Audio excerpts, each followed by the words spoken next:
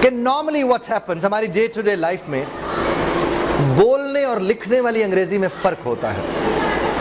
جس طرح بولنے اور لکھنے والی اردو میں فرق ہوتا ہے, بولنے اور لکھنے والی سندھی, سرائکی, پنجابی, پشتو, فارسی ہے جی, خیبر پختونخوا میں بولے جانے والی زبان ہو, بلوچستان میں ہو, فاٹا میں ہو, وزیرستان میں ہو ہے جی, گلگت بلتستان میں ہو, لکھنے والی اور بولنے والی دونوں زبانوں میں کیا ہے فرق ہوتا ہے. اور جو زبان ہم لکھنے میں استعمال کرتے رہے ہیں, جب اس کو بولنا پڑے تو بولنے کو دل کرتا ہے.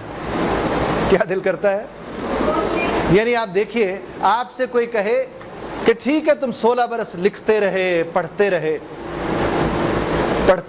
لکھتے رہے, اب ذرا بول کے تو دکھاؤ. تو پھر دل یہی کرتا ہے نا کہ اس کو باقاعدہ بول دیں کہ میں ساری عمر تو کرتا رہا کیا, کہ لکھتا رہا, پڑھتا رہا, لکھتا رہا, اور آپ مجھے فرما رہے کہ میں بول کے دکھاؤں, چونکہ میں نے تو بولا ہی نہیں.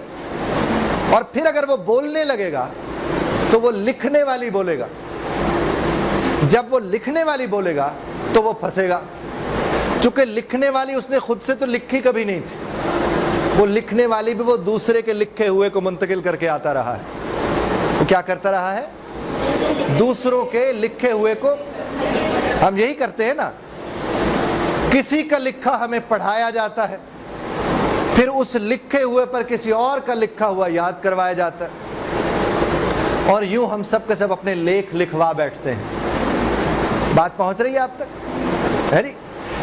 میں چونکہ آپ سے عرض کیا لفظوں سے علاج کرتا ہوں, تو میں ایک صاحب, ایک خاتون, ان کا علاج کر رہا تھا. اچھی عمر تھی ان کی, اچھی خاصی عمر تھی, جوان اولاد تھی ان کی. تو میں اکثر لوگوں سے کہتا ہوں کہ نام میرا اعجاز بخاری ہے, تو آپ مجھے اعجاز مت کہا کرو, آپ اجاز کہہ دیتے ہو تو بڑی تکلیف ہوتی ہے, تو آپ مجھے بخاری کہہ لیا کریں. تو وہ صاحب جن کا میں کاؤنسلنگ جن کی کر رہا تھا, یا جن کے ساتھ کاؤنسلنگ لفظوں سے جن کا میں علاج کر رہا تھا, وہ صاحب میرے پاس تشریف لائے اور مجھے آ کر کہتے ہیں, بخاری صاحب اب میں اعجاز بچا رہا تھا, ان نے بخاری کہہ دیا ہے جی. تو مجھے تو واقعتاً بخار آ گیا ان کی یہ بات سن کر. اب میں نے کہا ان سے تو میں نے بدلہ لینا ہے. میں نے کہا کیوں جناب, کیا ہوا؟ کہنے لگے جناب وہ پھر تر گئی جے, یعنی پھر وہ گھر چھوڑ کے چلی گئی. میں کہا نہ رہا, بھائی کے گھر جا کے بیٹھ جاتی ہے. میں نے ان سے کہا جناب آپ پریشان مت ہوں, غم بڑا مدرک الحقائق ہے. وہ فرماتے ہیں کہ ایک غم مجھے پہلے تھا, ایک یہ تم نے مدرک الحقائق والا اور لگا دیا. تو کیا ہم اپنی روزمرہ میں اس طرز کی اردو بولتے ہیں؟ فرمائیے گا. لیکن انگریزی ہم ایسی ہی بولنا چاہتے ہیں. وہ جو ہم نے ماضی بعید یا ماضی قریب میں ایڈیمز یاد کیے تھے, مشکل لفظ یاد کیے تھے, وہ سب کے سب ہم لگا کے, اور پھر وہ ہمیں ڈھونڈنے بھی پڑتے ہیں, سوچنے بھی پڑتے ہیں, اور اتنی دیر میں کمیونیکیشن کا سطح تقریباً ناس ہو چکا ہوتا ہے, اور کانفیڈنس کا لیول بھی کہیں اور چلا جاتا ہے.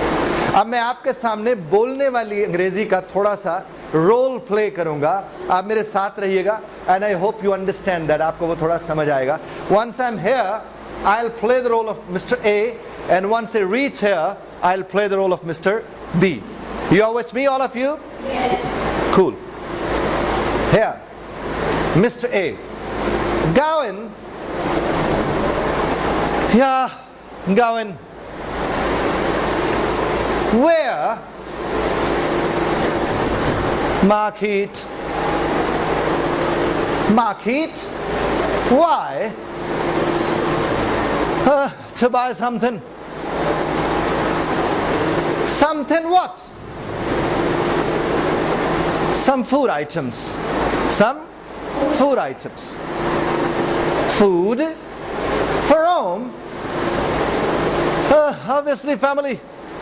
Obviously family.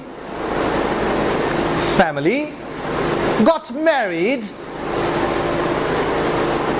Yeah, got married. Great, congratulations. Thank you. Bye. Yeah, bye, see you. ہن میں بھی. اب شادی ہو گئی نا تو اب تو میں بھی. دو لوگوں کے درمیان گفتگو مکمل ہوئی, آپ نے سنی, میں نے ان دو لوگوں کے درمیان گفتگو مکمل کرواتے کہیں پورا جملہ بولا ہے؟ فرمائیے گا بولا؟ نہیں بولا. کہیں مشکل لفظ بولا؟ کہیں بات ادھوری رہ گئی ہو, کہیں بات سمجھ نہ آئی ہو؟ اس طرز کی انگریزی بولنے میں کوئی دقت ہو سکتی ہے؟ ذرا فرمائیے گا. اسی لیے دقت ہے کیونکہ آپ اسی طرز کی انگریزی, اگر آپ کے اوپر یہ قیامت آن پڑے تو آپ کیسے بولیں گے وہ بھی ذرا سن لیجئے گا. اب یہاں کھڑے ہو کے ہم کہیں گے جناب ویئر آر یو گوئنگ, اور جب یہاں پر پہنچیں گے تو جواب آئے گا I am going to market. پھر جملہ در جملہ ایک وقت ایسا آئے گا کہ آپ سے جملہ نہیں بن پائے گا اور انگریزی سواہا, وہ ختم ہو کے رہ جائے گی.